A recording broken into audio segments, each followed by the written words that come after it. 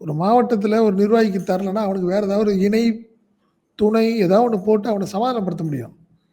ஒரு தொகுதிக்கு ஒரு கேண்டிடேட் அனௌன்ஸ் பண்ணிட்டீங்கன்னா வேறு எதிர்பார்ப்பில் இருக்கிற வேற ஒருத்தவங்களாம் கடுமையான அதிருப்தி ஆவான், வேற மாதிரி ஆகுவான். நான் 30 வருஷமா செலவு பண்ணேன், 20 வருஷமா செலவு பண்ணேன்னா அங்கே கடுமையான ஒரு நெருக்கடி அடுத்த கட்டத்துக்கு வரப்போகுது விஜய்க்கு. அதெல்லாம் மாற்றம் இல்லை. அவர் தாக்கே பிடிக்க மாட்டாருங்க. அவ்வளோதான், வீட்டில் போய் உட்காந்துக்குவாரு.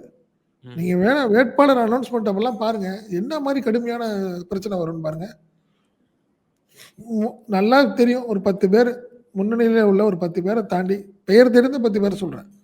மீதி உங்களுக்கு 234 கிட்டத்தட்ட 224 பேர் வந்து யாரும் அறிமுகம் இல்லாத நபராக இருப்பாங்க.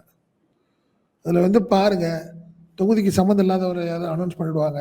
இவங்களுக்கெல்லாம் நிறைய ஒரு ப்ரொசீஜர் இருக்குது. ஒவ்வொரு விஷயத்துலையும் ஒவ்வொரு தொகுதியிலையும் யாரை கொண்டாடணும், யாருக்கு எந்த ஜாதி எந்த மதம், இது எல்லா விஷயங்களையும் அலைந்து ஆராய்ச்சி தான் ஒன்று பண்ண முடியும். நம்ம இஷ்டத்துக்கெல்லாம் உங்கள் நிர்வாகியை போடலாம், வேட்பாளரை போட முடியாதுல்ல. இங்கே உங்களுக்கு அட்லீஸ்ட் ஒரு கெப்பாசிட்டியான ஆளாக இருக்கணும், எந்த குற்ற பின்புலனும் இல்லாத நபராக இருக்கணும்.